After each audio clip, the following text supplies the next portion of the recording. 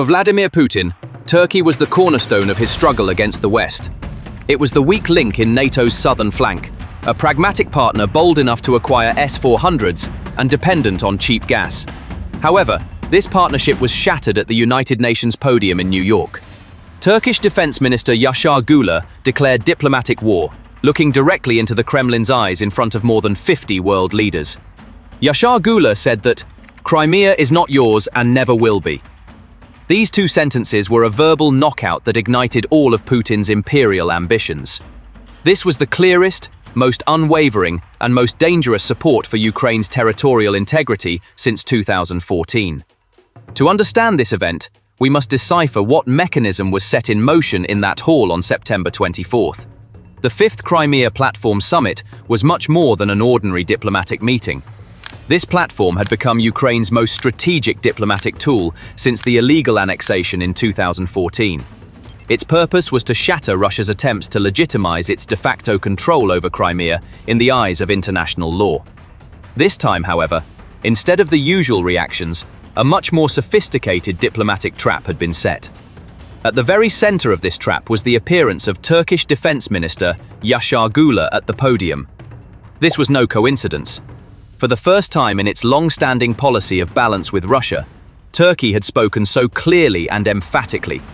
Güler's speech was not only an emphasis on the rights of the Crimean Tatars, but also a step towards taking the leadership of this platform, even a symbolic handover of the flag. For the Kremlin, this was both a historical and strategic shock. For a country like Turkey, which carefully manages its diplomatic, economic, and military relations with Russia, taking such a position was a fatal blow delivered at Moscow's weakest moment. But the real blow was struck not on stage, but behind the scenes. On the same day, the New York Declaration, signed by more than 50 countries, was published. This document was not merely a declaration of a united stance against Russia. It also signified a revolutionary shift in the West's sanctions strategy. Three critical mechanisms stood out in the declaration. First, the deepening of sanctions. The target is no longer just the oligarchs around the Kremlin or Russian banks. The new system targets third-party facilitators that carry Russia's shadow economy. Shell companies operating in countries such as China, India, and the United Arab Emirates. Shadow tanker fleets and special banks that circumvent sanctions are now directly targeted. Going beyond SWIFT exclusions, the new measures focus on stopping the circulation of Russian capital, even through indirect channels.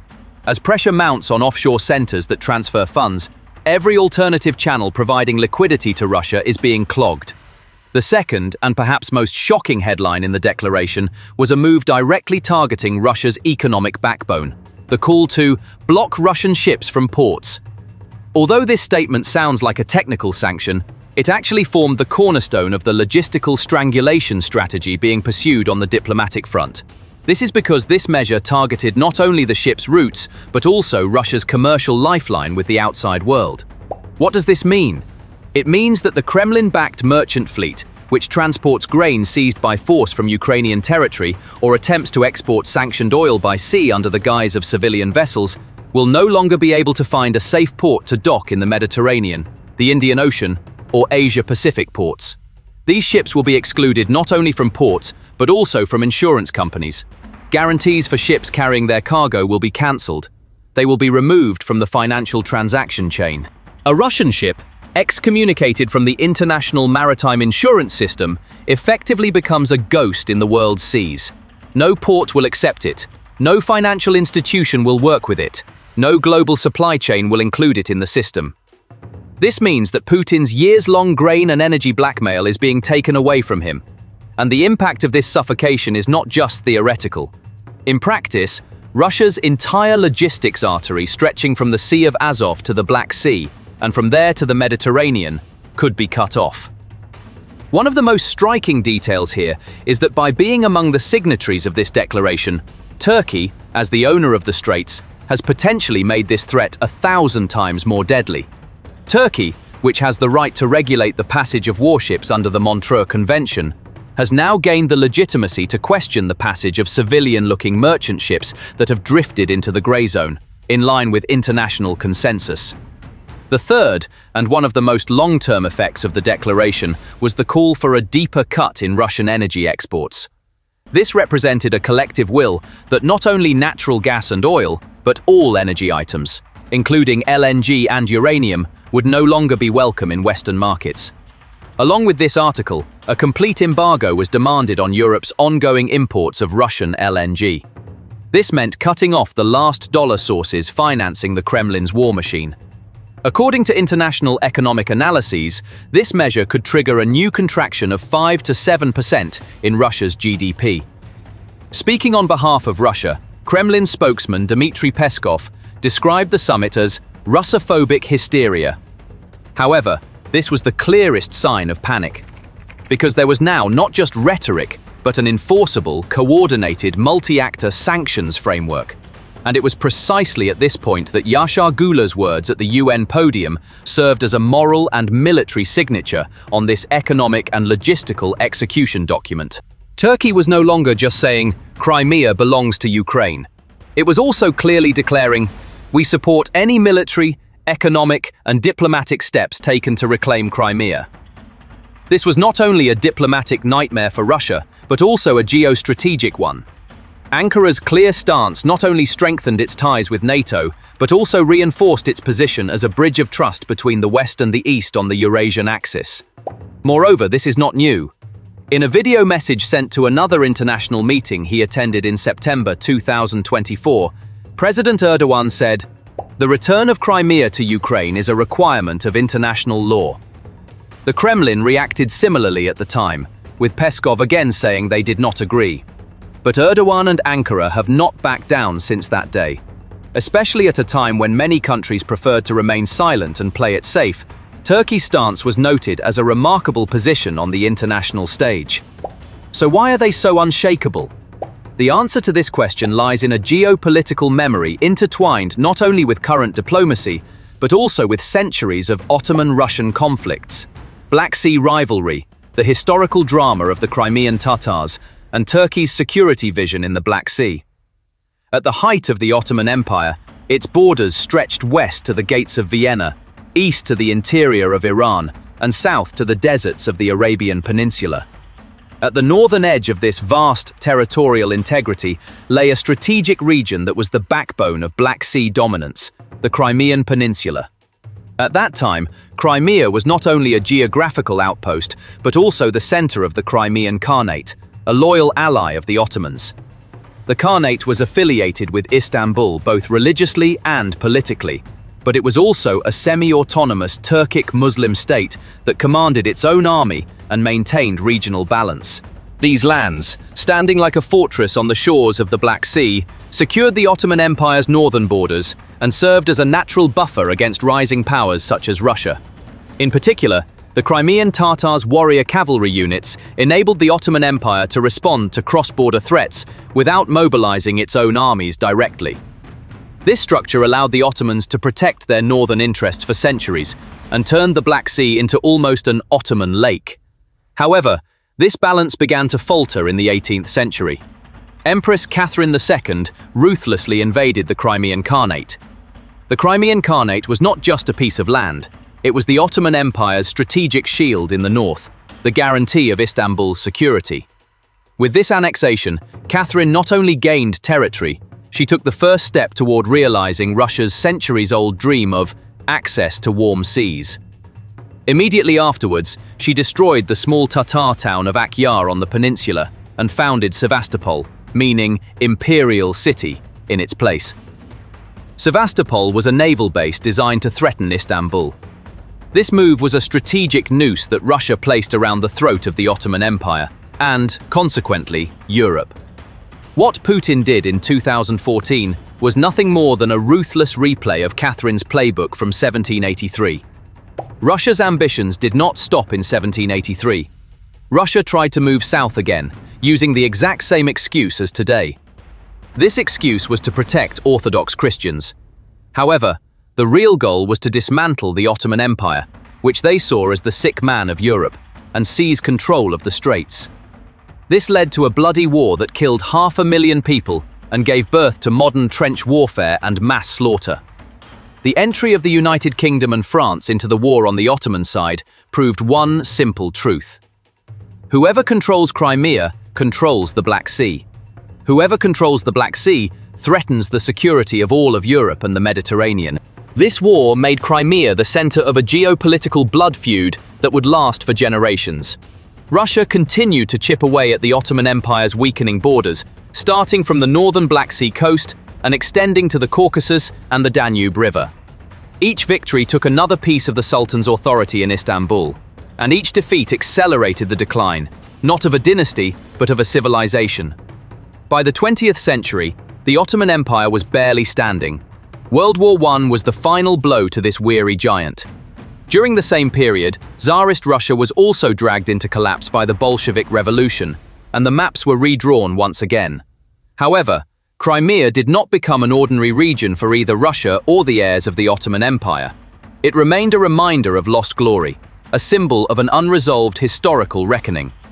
Although it appeared as a small protrusion on the map, it was a deep wound in people's memories and hearts. And the most bleeding point of this wound was the Crimean Tatars. Their story was not only the tragedy of a people, but also the source of the invisible chains that bound Turkey's heart to that distant shore. The Tatars traced their origins to Mongol horsemen and the traditions of Turkish warriors steeped in Islam. For centuries, they lived under Ottoman protection. They were the brothers of a nation beyond its borders. Their language, traditions, and prayers were shared with Anatolia. The bond between them was forged not through state relations, but through kinship, memories, and shared grief. They were never distant from Turkey. They were seen not as neighbors left behind a border, but as an uncle in the Balkans, an aunt in the Caucasus, a cousin beyond the Black Sea. When Russia effectively annexed Crimea in 1783, the Tatars lost more than just their land. They lost their honor, their freedom, and the mountains and plains they called home. The demographic structure changed with the arrival of Slavic settlers. The Tatars became guests in their own homes. They became a minority in their own villages. The pressure increased. Their beliefs, languages, and cultures were targeted. And so began the exile of a nation that would last throughout history. However, the deepest, most unforgivable wound for Turkey was inflicted in 1944. This is the very event that Yaşar Güler described in his speech as a historical and moral duty. On May 18, 1944, Joseph Stalin, with the brazen lie that they collaborated with the Nazis, loaded more than 200,000 Crimean Tatars, the indigenous people of Crimea, into cattle cars overnight. These people were driven to their deaths in the frozen steppes of Central Asia and Siberia. This was not a deportation, it was a genocide operation. During the deportation and the first few years that followed, approximately half of the population perished from starvation, disease, and freezing cold. The Crimean Tatars are a Turkic people. For Turkey, this is an unforgivable injustice committed against its own kin. When Putin annexed Crimea in 2014 and began to reimpose pressure on the Tatars who had managed to return to the peninsula, imprisoning their leaders and attempting to erase their identity, Moscow reopened that horrific wound from 1944. That is why Yaşar Güler's words on September 24th were not just a routine diplomatic position. This was a historic oath sworn against the strategic betrayal of 1783, the bloody legacy of 1853, and the genocide of 1944. This was Turkey saying, "Enough is enough to Russian imperialism in the Black Sea." So why is this diplomatic fire lit by Turkey at the United Nations important? Güler's words were not just a statement, but a launch order triggering a series of military, logistical, and economic disasters. It served as a shield providing full legitimacy and diplomatic protection for Ukraine's military operations in Crimea. Crimea is no longer a fortress but a graveyard. In the weeks immediately following the UN summit, attacks on the Russian military presence in Crimea reached devastating levels in both quality and quantity. Currently, more than 20% of the Russian Black Sea Fleet has either sunk or been severely damaged. Open-source OSINT data and satellite imagery confirmed that Russia withdrew its most valuable air assets, particularly Su-34 fighter bomber aircraft, from bases in Crimea and moved them to safer areas on the mainland, such as Krasnodar. This is not a tactical redeployment, it is a panic retreat. This is a military admission that Russia cannot protect Crimea from the air and has effectively lost the peninsula. Güler's diplomatic move legitimized this military execution. This diplomatic maneuver fundamentally disrupted the logistical balance in the Black Sea. For months, Putin had been conducting a grain blackmail by holding global food prices hostage. Turkey was playing the role of mediator in this equation. However, on September 24th, Turkey took off its neutral mediator hat and put on its ally of Ukraine hat. This was the moment Russia's grain blackmail collapsed. Ships leaving Ukrainian ports were now under the tacit protection of the Turkish Navy.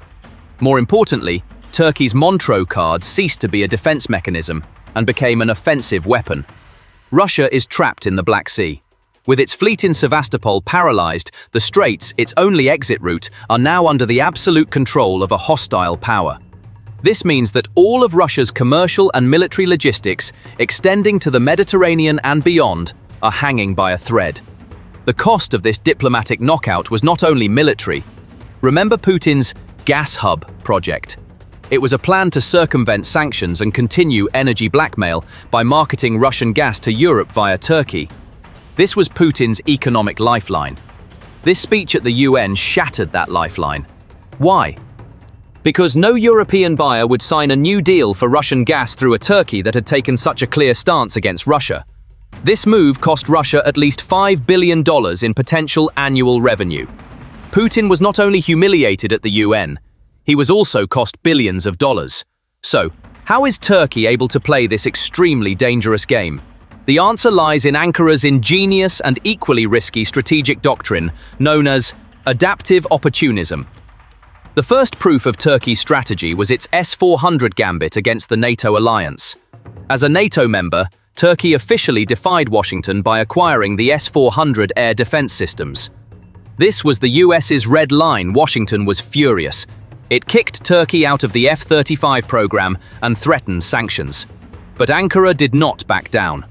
The strategic genius of this move was this: Turkey proved to the US that it was not a proxy, a state that cannot make sovereign decisions. This also earned it invaluable credibility in Putin's eyes. Putin believed he had found an ally who could fracture NATO from within.